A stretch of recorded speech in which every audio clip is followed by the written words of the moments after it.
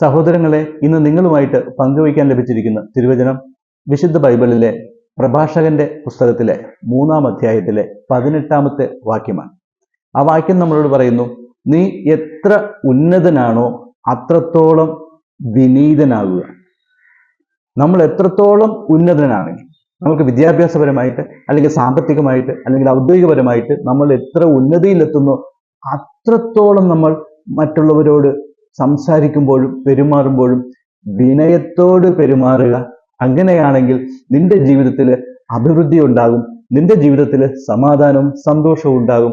മറിച്ച് നീ നിന്റെ സ്ഥാനലബ്ധിയിൽ, നിന്റെ സമ്പത്തിൽ, നിന്റെ വിദ്യാഭ്യാസത്തിൽ നീ ഉന്നത സ്ഥാനത്താക്കുമ്പോഴേക്കും നീ മറ്റുള്ളവരോട് അഹങ്കാരത്തോടു കൂടിയാണ് പെരുമാറുന്നതെങ്കിൽ അത് നിന്റെ പതനത്തിന് കാരണമാകും എന്ന ഒരു അർത്ഥം കൂടി ആ അധ്യായത്തിലെ വചനങ്ങൾ നമ്മൾ വായിക്കുമ്പോൾ നമ്മൾക്ക് മനസ്സിലാകും. 2 കാര്യങ്ങളാണ് ആ അധ്യായത്തിൽ പ്രതിപാദിക്കുന്നത്. ഒന്ന്, നമ്മുടെ മാതാപിതാക്കളോട്, പ്രത്യേകിച്ച് അവരുടെ വാർദ്ധക്യ അവസ്ഥയിൽ നമ്മൾ അവരോട് എങ്ങനെ പെരുമാറണം.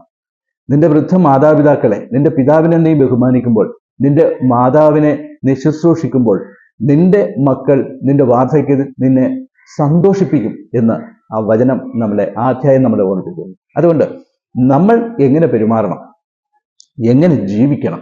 നമ്മൾക്ക് സമ്പത്തുണ്ടാകുമ്പോൾ, നമ്മൾക്ക് വിദ്യാഭ്യാസം കൂടുമ്പോഴേക്കും, അതല്ലെങ്കിൽ നമുക്ക് സ്ഥാനമാനങ്ങൾ ലഭിക്കുമ്പോൾ നമ്മൾ അധികാരം ദുർവിനിയോഗം ചെയ്യുകയാണെങ്കിൽ, അധികാരത്തിന്റെ പവർ മറ്റുള്ളവരെ ബോധ്യപ്പെടുത്താനായിട്ടാണ് നമ്മൾ ശ്രമിക്കുന്നതെങ്കിൽ ഓർത്തുകൊള്ളുക, നമ്മളുടെ സ്ഥാനമാനങ്ങളൊന്നും ശാശ്വതമല്ല. നമ്മൾ ദൈവകോപത്തിന് വിധേയമാകും. തീർച്ചയായിട്ടും നമ്മളുടെ ജീവിതത്തിൽ പതനം ഉണ്ടാകും.